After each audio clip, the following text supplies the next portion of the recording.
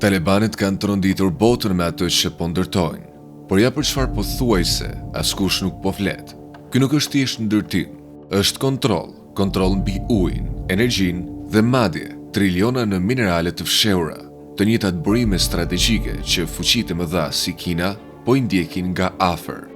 Një nga këto projekte është ai gjigant së renditë ndër më të mëdhenjtë të këtij lloji në Azi.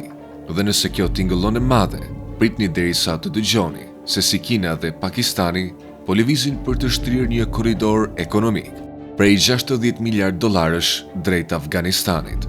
Fillimisht, le të flasim për atë që po ndodh rreth 400 kilometër në veri. Kanali më i madh artificial në shkëtëtir, projekti i kanalit Kosh-Tepa, është në ndërtim në Afganistanin verior. Ky nuk është thjesht një tjetër projekt infrastrukture. Kanali kryesor, që pritet të shtrihet rreth 285 km, është projektuar për të devijuar ujin nga lumi Amu Darya drejt fushave shkretinore të Afganistanit, duke kthyer tokën e thatë në tokë bujqësore të ujitur. Kanali do të devijojë përfundimisht një pjesë të rrjedhës së Amu Daryas për të shndërruar deri në 550.000 hektar shkëtëtir në tokë bujqësore produktive, një sipërfaqe më e madhe se shteti amerikan i Delaware. Nëse arrin objektivat e tij, ai mund të rrisë ndjeshëm prodhimin bujqësor në Afganistan dhe të ulë varësinë nga ushqimet e importuara. Mijëra punëtor vazhdojnë të operojnë makineri të rënda 24 orë në ditë, duke gërmuar kanalin përmes terreneve të vështira. Ky projekt mbetet një pjesë qendrore e narrativës së talibanëve për ringjallje ekonomike dhe vetmjaftueshmëri. Megjithatë, kjo nismë e guximshme ka ngjallur shqetësim te vendet fqinje si Uzbekistani dhe Turkmenistani, të cilat varen nga i njëjti lum për bujqësinë. Qëndrimi i Afganistanit ka qenë të vazhdojë me projektin, pavarësisht shqetësimeve të jashtme. Por infrastruktura e ujit është vetëm fillimi. Talibanët po ndërtojnë ose po ringjallin gjithashtu shumë diga në të gjithë vendin.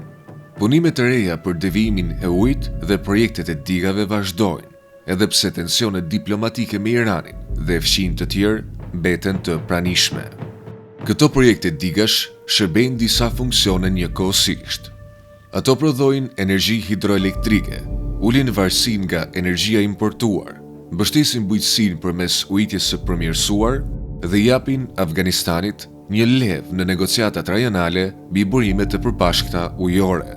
Për habinë e shumë vëzhguesve, qeveria e talibanëve ka bërë gjithashtu pretendime për uljen e korrupsionit në projektet madhore infrastrukturore, krahasuar me qeverinë e mëparshme të mbështetur ndërkombëtarisht, edhe pse transparenca dhe mbikëqyrja e pavarur mbeten të kufizuara.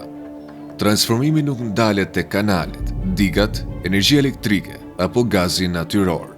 Talibanët po shtyjnë gjithashtu një plan gjigant të rizhvillimit urban për kryeqytetin, nën emrin Kabul New City. Ky projekt, që shtrihet në qindra kilometra katror dhe synon të lehtësojë mbi popullimin, përfshin qindra mira njësi banimi, institucione arsimore, klinika, parqe, shërbime publike dhe infrastruktura të tjera. Vizioni shtrihet për dekada dhe synon të riformsojë jetën urbane në qytetin më të madh të Afganistanit. Gjeografia e Afganistanit, që ndodhet në kryqëzimin e Azisë Jugore dhe Qendrore, i jep atij rëndësi strategjike në rrugët rajonale të tregtisë dhe energjisë. Një shembull kyç është korridori ekonomik Kin-Pakistan, CPEC. Në vitin 2025, Kina, Pakistani dhe qeveria e përkohshme e talibanëve ranë dakord në parim për të ashtrirë CPEC në Afganistan si pjesë e bashkëpunimit më të gjerë rajonal, edhe pse planet e detajuara të zbatimit janë ende në zhvillim. Për te i CPEC ekzistojnë edhe hekurudha transafgane dhe përpjekje të transportit multimodal. Një plan i madh trepalësh mes Uzbekistanit, Afganistanit dhe Pakistanit propozon një linjë hekurudhore rreth 573 km, që do të lidh Termezin në Uzbekistan përmes Afganistanit me Pakistanin, duke mundësuar transportin e miliona tonëve mallra dhe uljen e kostove logjistike. Një tjetër projekt i rëndësishëm ndërkufitar është sistemi i transmetimit të energjisë, CASA 1000, aktualisht në ndërtim. Ky rrjet elektrik prej 1.2 miliard dollarësh pritet të transmetojë energji hidroelektrike të tepërt nga Azia Qendrore drejt Afganistanit dhe Pakistanit. Që nga fundi i vitit 2025, përfundimi ishte planifikuar për në fund të vitit 2026, me përparim të vazhdueshëm të raportuar në segmentin afgan të linjës. Gjeografia e Afganistanit ka qenë gjithmonë përparësia e tij më e madhe.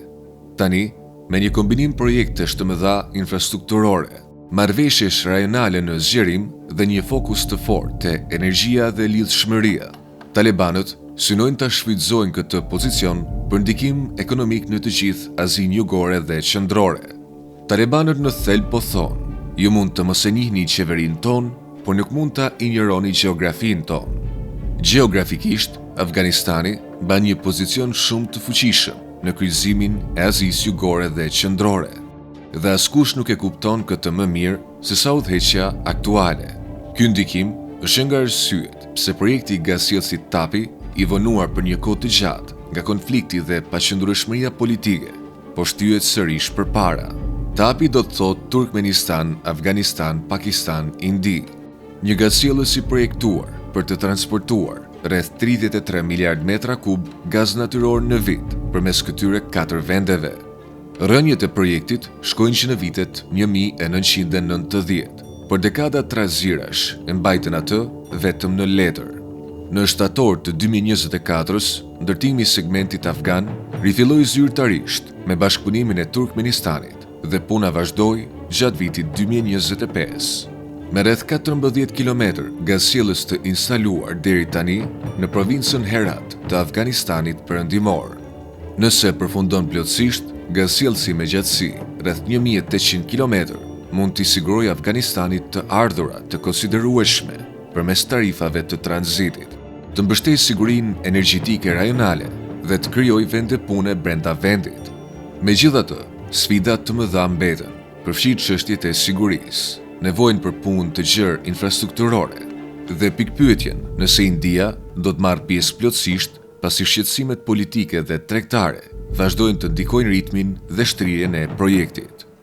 Afganistani gjithashtu qëndron mbi rezervat të mëdha minerale, një pasuri e fshehur me litium, bakër, elemente të rralla dhe burime të tjera kritike. Këto depozita po tërheqin vëmendjen e kompanive dhe investitorëve ndërkombëtar. Një nga zonat më të diskutuara është minjera e bakrit mes Ainak në provincën Logar. Edhe pse aktiviteti minerar historikisht ka qenë i ngadalt për shkak të sfidave të sigurisë dhe logjistikës, zona mbetet një nga rezervat më të mëdha të pashfrytëzuara të bakrit në botë. Qeveria e talibanëve ka kërkuar të rrisë të ardhurat përmes taksimit më të fortë të minjerave dhe industrive të lidhura me to. Sipas raporteve, Afganistani ka mbledhur një pjesë të konsiderueshme të ardhurave kombëtare nga sektori minjerave dhe rindërtimit vitet e fundit. Edhe pse shifrat e sakta ndryshojnë dhe verifikimi i pavarur mbetet i kufizuar, këto të ardhura thuhet se po i drejtohen drejt projekteve të tjera infrastrukturore. Ky cikël i investimit, ku të ardhurat nga minjerat financojnë rrugë, tunele dhe projekte energjetike, të cilat më pas e bëjnë nxjerrjen e burimeve edhe më të lehtë, ilustron strategjinë e udhëheqjes për të shfrytëzuar burimet natyrore për zhvillim më të gjerë ekonomik. Një shembull tjetër është tuneli i Salangut, historikisht një nga rrugët më të rrezikshme të transportit në vend. I ndërtuar në vitet 1960, tuneli lidh Afganistanin verior me atë jugor përmes maleve të Hindukushit, në një lartësi rreth 3350 metra mbi nivelin e detit. Për dekada, e ishte famkeq për kushtet e rrezikshme dhe aksidentet e shpeshta të shkaktuara nga pluri, tymi dhe ventilimi i pamjaftueshëm. Në fund të vitit 2023, zyrtarët të talibanëve njoftuan përfundimin e një rindërtimi të madh të tunelit, duke shpenzuar rreth $100 milion nga të ardhurat vendase për këtë projekt. Një veprim që thekson rëndësinë e vendosur ndaj infrastrukturës strategjike edhe në terrene të ashpra. Nëse këto zhvillime ambicioze arrijnë sukses, ato mund të transformojnë rëndësisht ekonominë e Afganistanit dhe të riformsojnë rolin e tij në dinamikat rajonale. Nëse do të arrijnë apo jo objektivat e tyre, kjo do të ndikojë jo vetëm në të ardhmen e Afganistanit, por edhe në stabilitetin dhe peizazhin ekonomik më të gjerë të Azisë Jugore dhe Qendrore.